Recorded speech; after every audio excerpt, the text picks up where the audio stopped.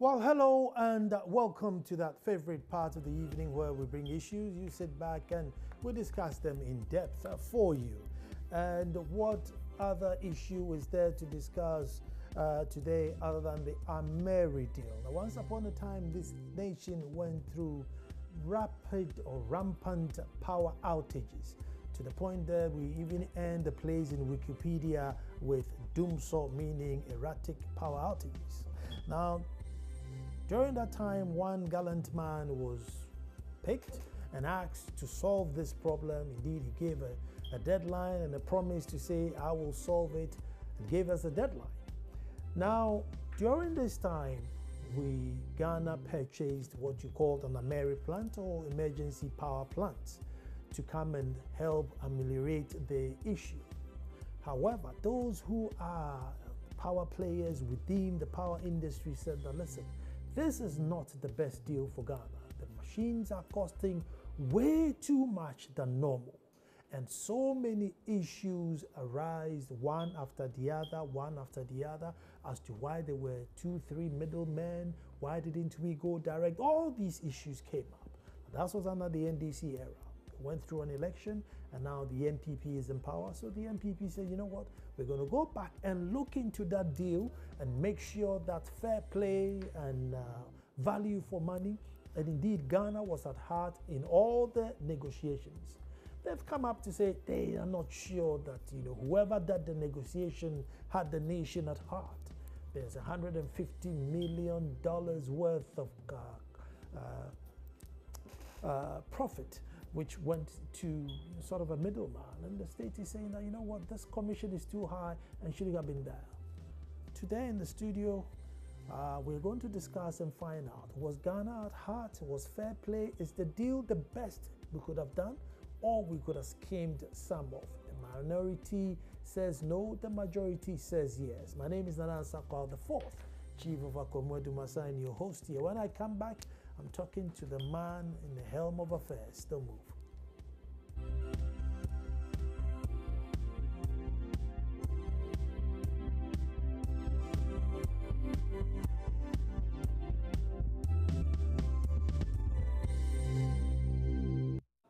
Well, thank you very much. Ameri deal, clean or dirty? Minority in Parliament dares government to go to court over the cheapest thermal power deal.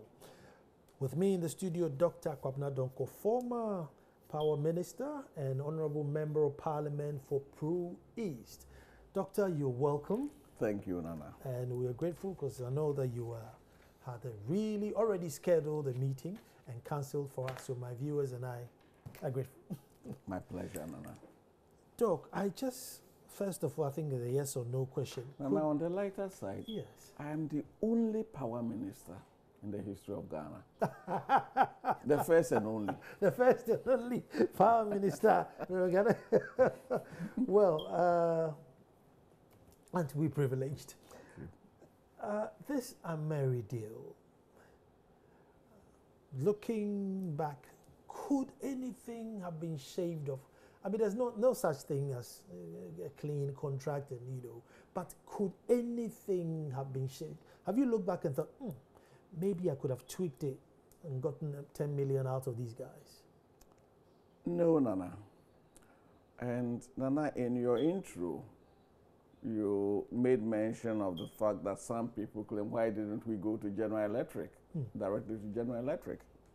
Now, as we speak, General Electric is involved in a power plant in Ghana, LA Power. LA Power is a consortium made of General Electric, an insurance firm, and then a Ghanaian company. But General Electric is the manufacturer of the Ameri. Apart from being the manufacturer, Endeavor is an insurance company, General Electric, and then a Ghanaian company. They have formed a consortium called LA Power. Sage, the Ghanaian company, the name is Sage Energy. They formed a consortium called LA Power. Their tariff is higher than that of Ameri, the approved tariff for this. But it's higher than that of Ameri. That is just to put to rest the issue that if we had gone directly to General Electric. No, not necessarily, because whoever may have done that negotiation may not have been as hard as you. No, we did it. Our government. No, but did you personally do that deal? No, you see, no minister personally gets involved. You form a government negotiating team made up of representatives from the Attorney General's Department, Ministry of Power, VRA, ECG, and Ministry of Finance. This is the government negotiating team that does the negotiations. But you have to drive a bargain. Yes. They come and I tell them this is unacceptable. Go back. So that's what I'm saying, that even though GE may be in Ghana with a higher tariff, the Ghana negotiation team may not have driven a harder bargain. Say, look. You see, negotiation is a compromise. Sure. By at least two entities coming from different ends of the pendulum. The developer wants the highest possible tariff, and you, the consumer, that the buyer wants the lowest possible tariff. Sure. You get to a midway. And then you ask yourself, can I defend this? Do I have enough value to justify going ahead with this? Let me give you another example. When we went to Parliament, we went with 3 scenarios. If we had money to buy the equipment, both the TM 2500s, the 10 turbines, the balance of plant, the transformers, civil works, if we had the money to do that, we said it was going to cost, and this was the estimate we got from VR, it was going to cost about $411 million. $11 million. Now, the news on the market is that it would have cost $250 million. That, again, that is totally untrue. We have even the invoices. How could it cost 250? This is what VRA brought to us. Mind you, finance cost. You are not just buying 10 turbines. You are also buying what we call the balance of plant. All the other things that turns a plant into a generating station. The transformers, all the other accessories. And then the civil works. The other mechanical works. The cost of finance.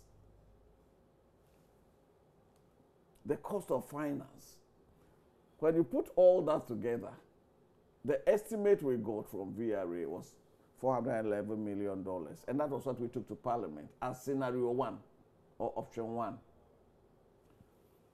Then we had a second option, the rental.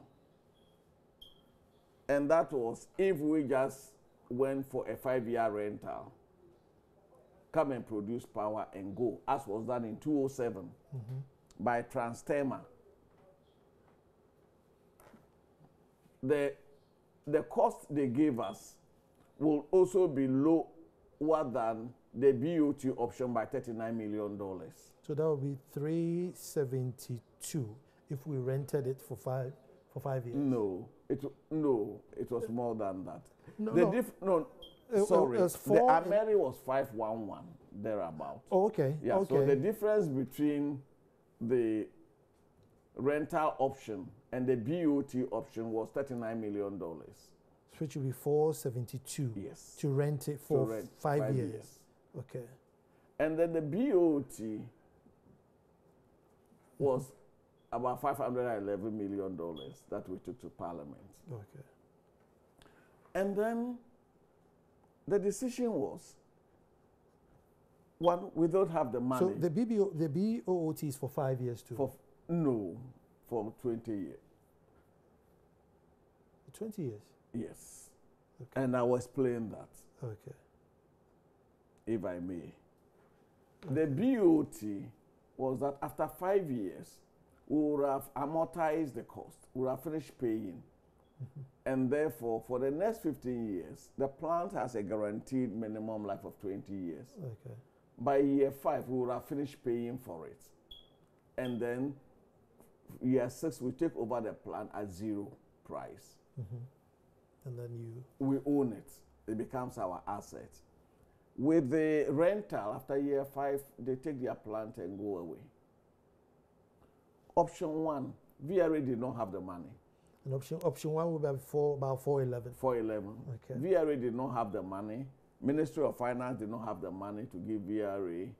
And Ministry of Finance will not support VRA to incur further debt. That is to go to the market and borrow. You borrow on your balance sheet. When you have a weak balance sheet, as VRA has, you are going to need sovereign guarantee to borrow. So that Ministry of Finance will not countenance. Okay. So in the circumstances, these were our options. And rental didn't make sense. It didn't make sense. Okay. And I agree, this is the first time we are doing a BOT in the power sector. But it is also important for our listeners to understand that no money was paid upfront. Okay. Not a cedi was paid to Ameri Energy upfront. The only payments we make to Ameri is for energy generated. At the end of the month, they generate a certain amount of energy. VRA is billed. The bill is verified by VRA, passed on to PURC, and then we pay. So we are actually paying for energy generated or energy produced. What we did was that the capacity charge was increased slightly for the first 5 years, so that a part of that will go into paying for the equipment. And therefore, the tariff approved by PURC is in twofold. The first 5 years, the tariff is higher. Then from year 6, the tariff drops. The first 5 years was under 15 cents. Then from year 6 to year 20, it's about 10.3 cents, about 10 cents. Depending on crude prices? Because, you see, fuel is passed through in all the power plants. So fuel... No, the reason why you say year 6 to 20 is 10 cents. Because we would have finished paying for the plant. For the plant. So the capacity charge is no longer there. We no longer pay capacity charge.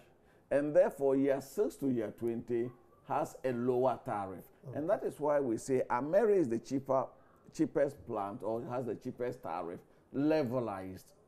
So we are taking the whole 20 years. Okay.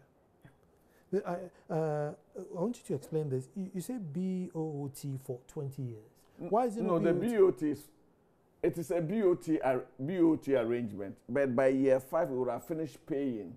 And then we own it now. So from 6 to 20? 20. 100%? 100%, and we pay 0. No more capacity charges where if it doesn't operate, we have to pay anybody any money? Well, we may still have that, but we'll have to pay VRA. Okay. And not Ameri. And not Ameri. Yes. You see, and let me take advantage and explain this capacity charge. The capacity charge is paid for all our thermal plants. It's not limited to Ameri.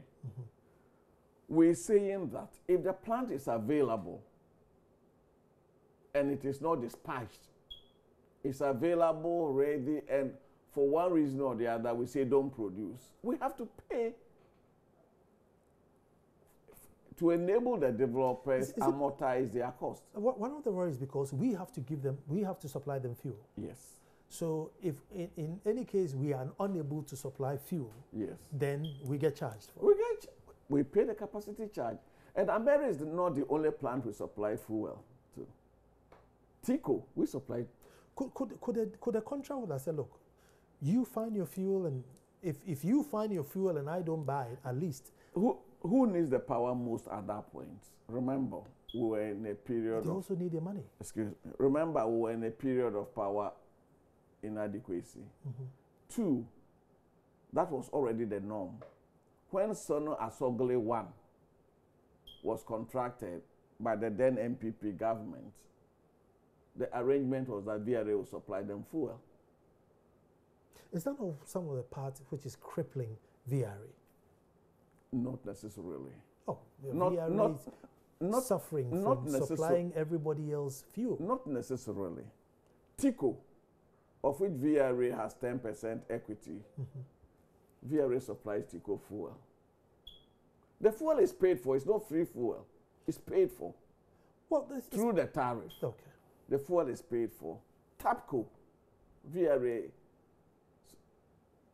supplies TAPCO fuel, even though TAPCO is a limited liability company owned by VRA.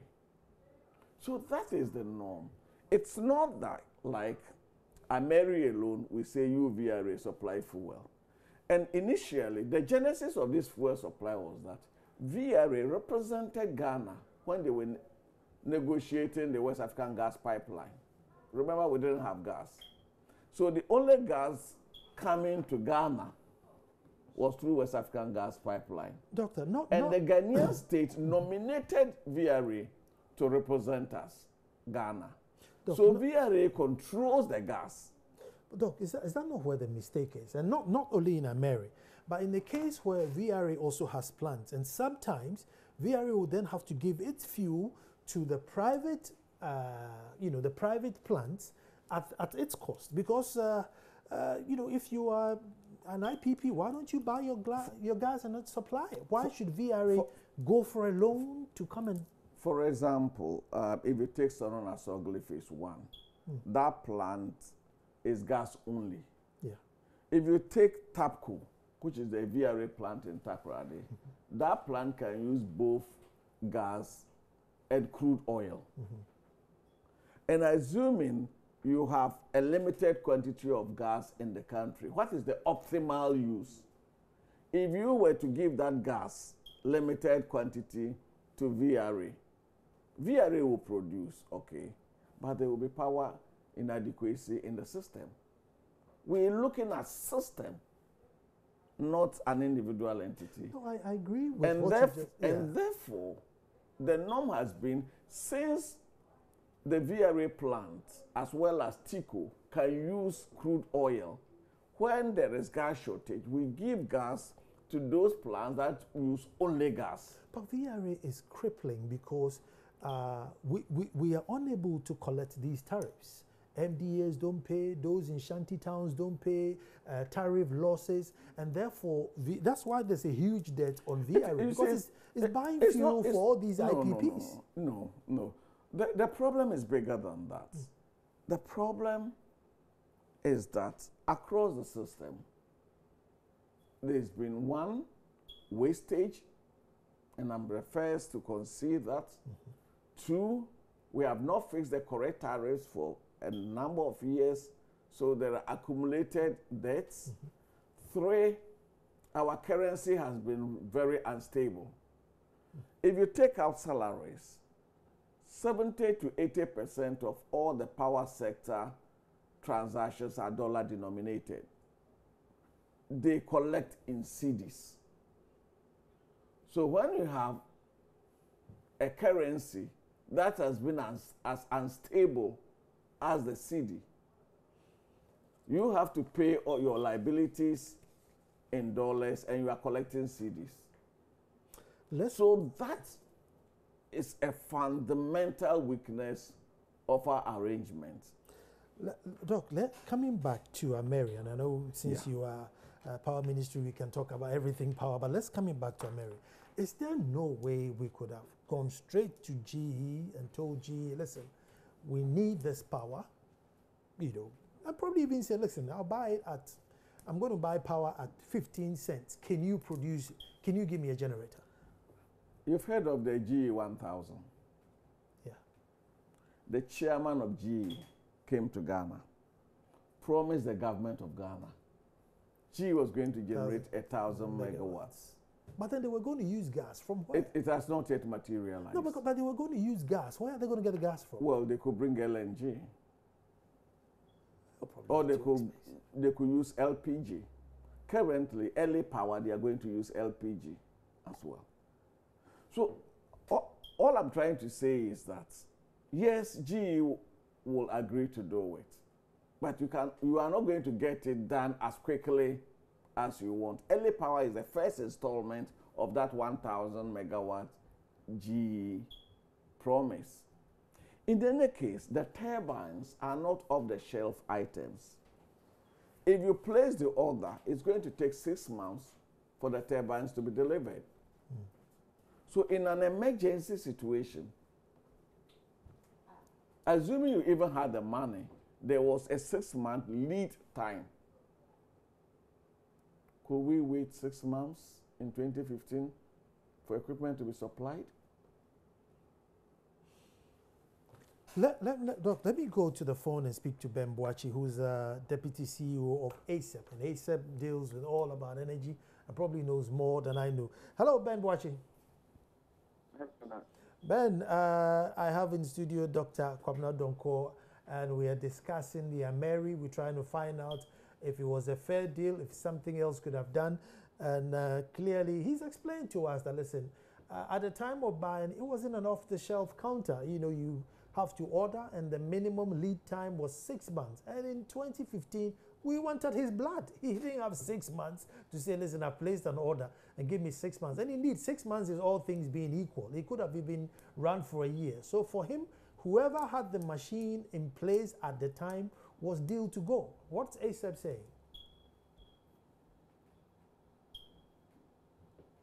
Hello? Hello. I lost a bit. You lost a bit. Well, I'm saying that, you know, with regards to purchasing Ameri from, you know, a second person rather than from GE direct, was that GE did not have the machines in place. And lead time was minimum 6 months. And in 2015, when his blood was, you know, his head was on the guillotine, he didn't have 6 months to place an order. Whoever had the machine ready and available was what he went with. And I know at the time, ASEP and half the country were not pleased that we didn't go to GE. But with this explanation, what do you say? Yeah, thank you. And I think our position at the time was that that arrangement was not good for Ghana. The position that GE would have taken time to manufacture the plants, but they didn't have them available. We have strongly disagreed with that position. These are turbines that are available on the market. If you do a simple Google search, will point you to many, many, many dealers in that plant. So you don't necessarily even need to go to GE. At the time we published the $220 million figure, we didn't get it from GE. We got it from suppliers of the same equipment. So it wasn't as if Ameri was the only company that had the plant. In any case, Ameri didn't even have the plant themselves. You know, they ended up going to Medca through their subsidiary PPR to deliver the turbine. So if we had opened up the process and gone on the market, we would have realized that it wasn't just Ameri who had monopoly beyond GE with those equipment. So that one was banked at the time, that it wasn't a tenable excuse to have, you know, but we were not listened to. Ben, let me hold you there, because you just said something that a Google search gave you 220 million for the same 10 turbines. Absolutely. Have you checked the specification of what we have and what you checked for?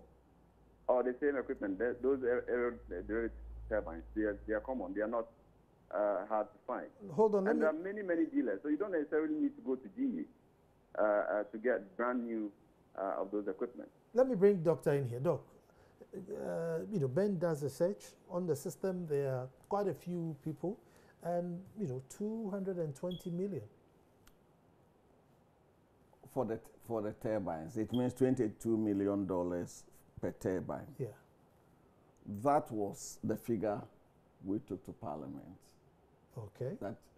But asked him what of the balance of plant. The turbines alone do not generate electricity. We have what we call the balance of plant. That is the accessory, the complementary pieces of equipment you need. Ben? I think you would want Dr. Donko to explain what balance of plant Ameri brought as part of this deal. I mean, they came to the Abuazi enclave and just they are generating power and they hooked on to their existing equipment. So what balance of plant did they bring to complement the distribution system? Okay, hold on. I think you would. Well, if it's been to Abuazi, what Abuazi hooked onto is an existing substation. But substation alone does not constitute balance of plant. Even then, some work had to be done. Apart from that, they also brought other equipment that enables them to produce power.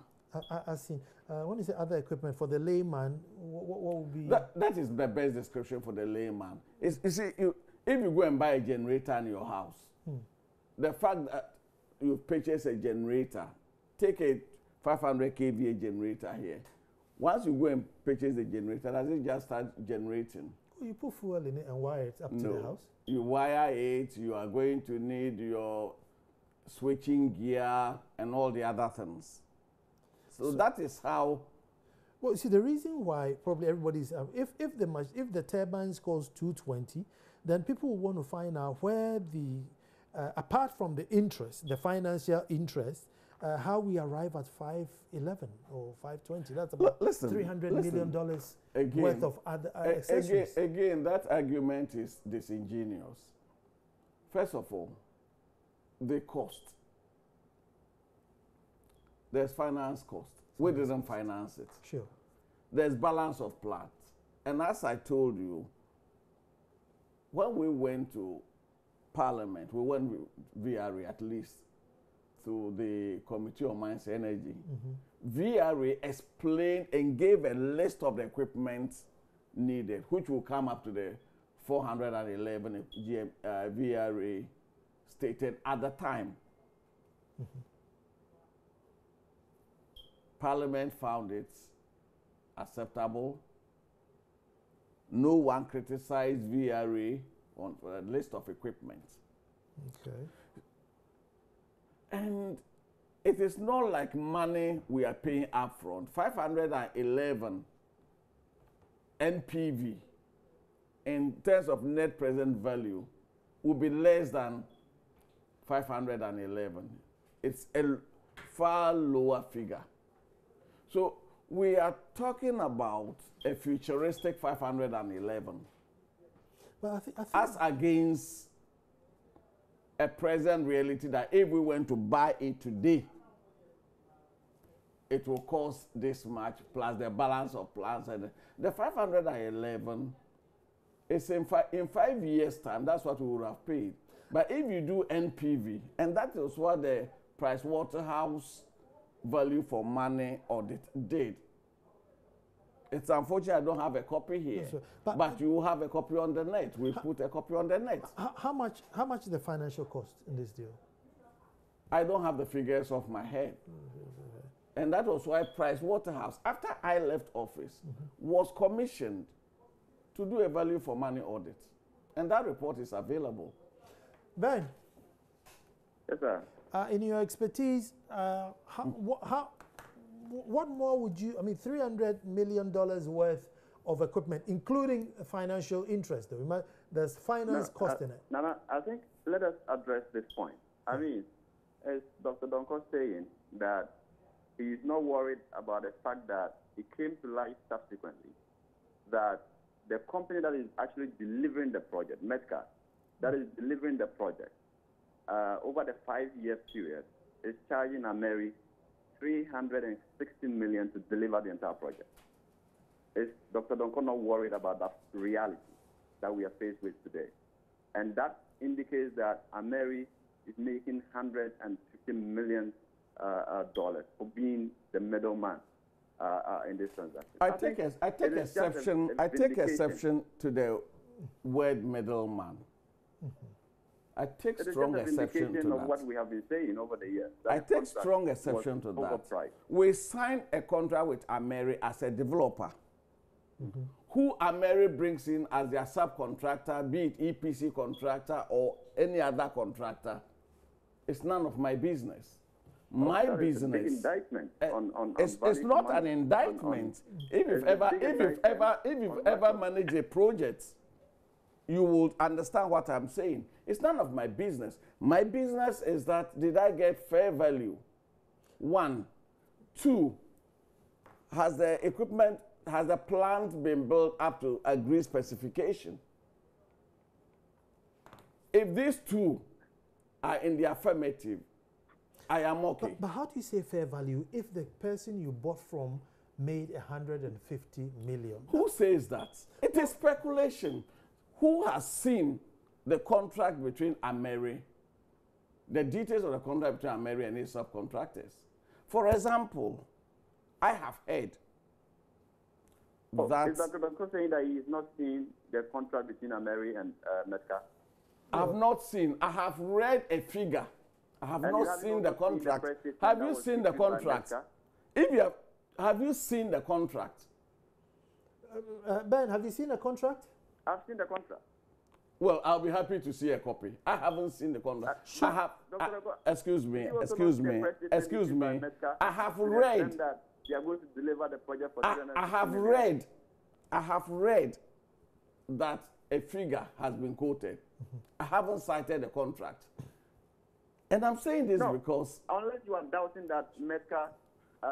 No. I asked a very specific question. I asked a specific question. So these were engagements we Have you seen? Have you seen? Okay, No. Have you seen the what Ben contract? is saying that NEPCA has put a statement out. Precisely, that is different from a contract. No, but doctor, will the company just come out and put a lie out? Excuse me.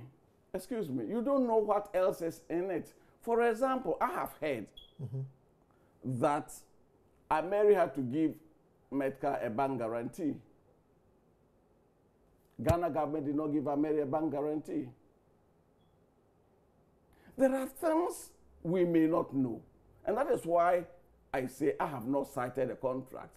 I have read somewhere that an official price. Meanwhile, there are other possible gray areas. For example, Metka. I don't even know the contract between Metka that came to Ghana to negotiate, that negotiated with Ameri and its Turkish subsidiary, PPR. Doctor, so there are issues there. But the most important thing for anybody who has been involved in project management is that you sign a contract with a developer. The relationship between the developer and his subcontractors is ordinarily none of your business. No, not after you find out. No, but hold I on. think we should be mindful about the cost of procuring these plants. Look, Asep, can you tell me? Can you tell me? Regardless of how much it's costing the people of Ghana, it is none of our business. Okay, Ben, hold on. Asep, can you tell me which thermal power plant in Ghana is cheaper than Ameri?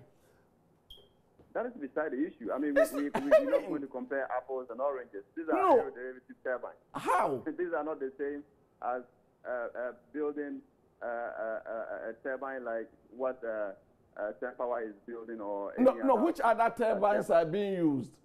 The GE frame 9s or the Siemens? Ultimately, what do we want as a nation? We want power. And at a cheaper cost. At a cheaper cost. Not at any rate. At a cheaper cost. And that is why I throw the question that do you have a thermal plant, be it a Siemens plant, such as a Conthermal plant, or GE Frame 9, that is cheaper, that the tariff is cheaper than Ameri's tariff? Well, see, Doc. You see, I don't have a problem if a new government or any government says, look, I want to review it. Or we didn't even get the best deal possible. I don't have a problem with that. But if when you go for it to say that it was fraudulent, then I have an issue. But sticking with your analogy, if I asked you to buy me a bottle of water and you came back and you said, no, it's 5 cedis, and I thought, wow, what a good deal. If eventually I realized that, oh, you paid only a CD for it, I should be concerned about the margin that you put on, because eventually I'm paying for it. But to say that, well, I don't care how much you got it for, so far as I have water, I'm okay, becomes a bit peculiar because everybody else's taxes. Now, who do I? This is a BOT. I don't put money up front. But you're still paying. Listen, I don't put money up front. Come and build a plant, I will pay a tariff. At the end of a period, I take over the plant, I will own the plant. We agree, we negotiate. And then you build a plant. Because as far as I'm concerned, Ameri is the developer. Whoever Ameri brings as a subcontractor is none of my business. You build a plant. And in my negotiations, I'm looking for the best possible tariff. What do? I look at existing tariffs in the country. And it is a truism and power sector management that emergency plants cost more than non-emergency plants built during normal times. Yeah. There are plants which were built during normal times with a certain tariff. I go to negotiate and I get a cheaper tariff, a lower tariff, than those plants built during normal times. Well, on those bases, then it's about right, isn't it? I mean, it's an emergency plant, so you buy it more expensive. When you say the cheaper tariff, I don't even understand what Dr. Well, they're doing, I think, 15 cents per kilowatt. Levelized over 20 years, what is the tariff? If you did due diligence for a plant that is costing us, is costing on the market 220 million, and you are willing to pay 510 million, and you think that we shouldn't worry because you are going to get it a cheaper tariff, which of course is not the case, because you are paying capacity charge of 5.7, almost 5.7. That cannot be cheaper than any power plant. Excuse me. If you take the capacity charge of 5.7 you are quoting, from year 6 to year 20, what is the capacity charge?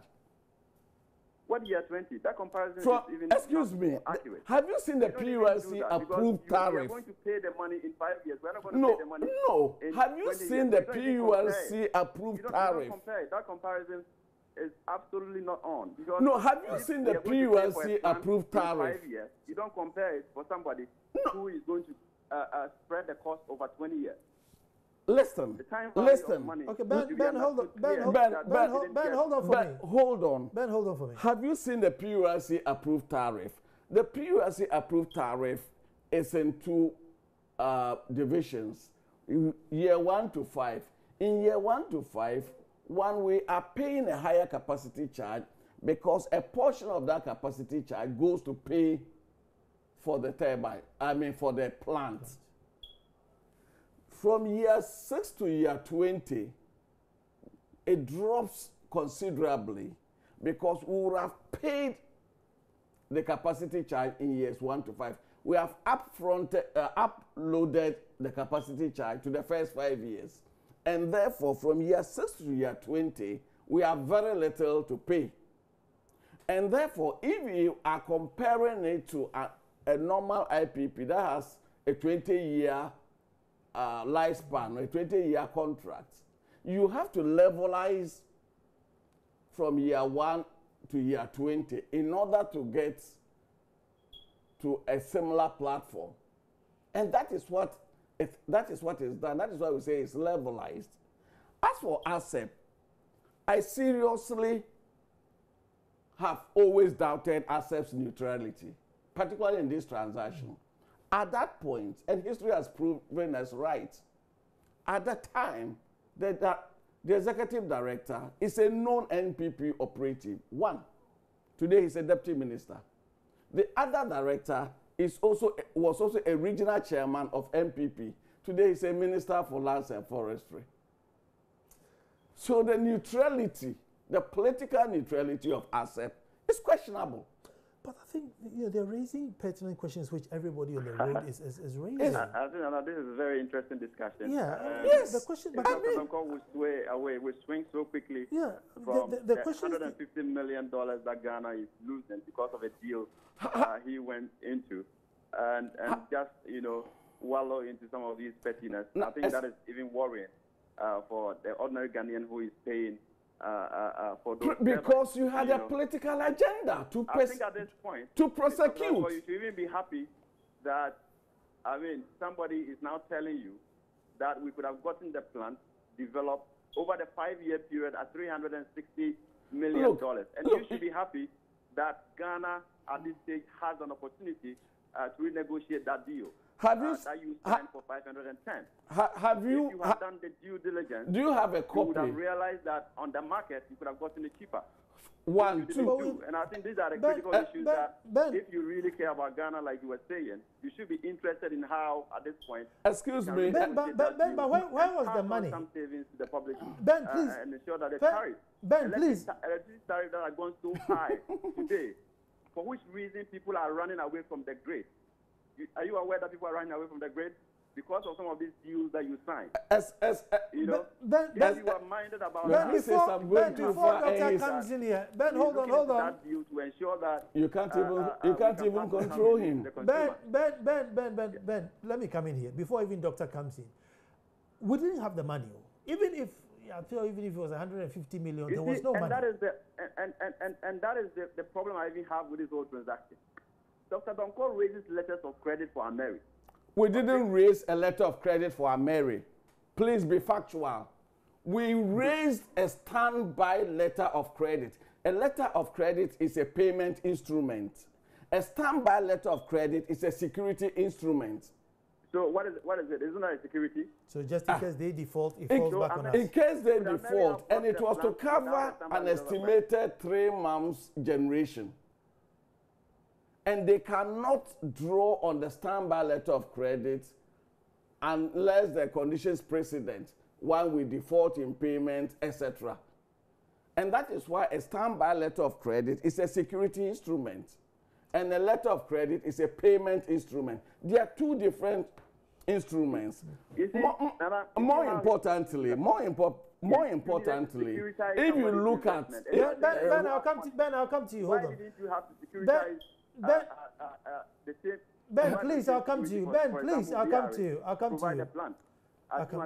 And if you study the Pricewaterhouse report, one of the things they did, and which is done by professionals who know their business, is that they did a net present value. If you do an MPV for $511 million, it is far less than $511 million. Because basically, what you'll be paying in 5 years, the figure will be dropping as dropping, yes. And that is why we do MPV. But he raised a quick question that if you give a deputy security thing letter for Ameri, then the whole idea why VRA didn't go forward was because they didn't have money. But how much was it? $52 million. That was all the standby letter of credit. And indeed, Ghana government only had to deposit $10 million with Bank of Ghana for that. Security. No, but if you gave that to VRA, they couldn't have raised. That's your own VRA. No, but 52 million couldn't have effectively $10 million, because that is what, and we guaranteed this at the time with our budget, goods and services. That was what I guaranteed that with. For $10 million, Bank of Ghana gave us a standby letter of credit for $52 million, and this was confirmed by JP Morgan. Reconfirmed by JP Morgan, who did their due diligence. Let's move on to the tax exemption issue, which has also become that it was like a blanket tax exemption. We just come in, start working, whatever you make, that's your profit. You take it, go. Nana, could we have? Nana, yeah. In retrospect, landing safely on the overbank, we can say yes. But is Ameri the only beneficiary of this? All power plants in Ghana have had this facility. Same power, all of them have those tax exemptions. It's not exclusive. It's not exclusive to Ameri. Is it something to entice them to come in? Precisely. And So going if forward, it's not exclusive to Ameri, for example, we've had improvements. We used to even give bank guarantees. Same power the rest got bank guarantees, government sovereign guarantees. We've moved on. We brought the put and call option as a development. It was done during our time. The last set of power plants, we improved on the system.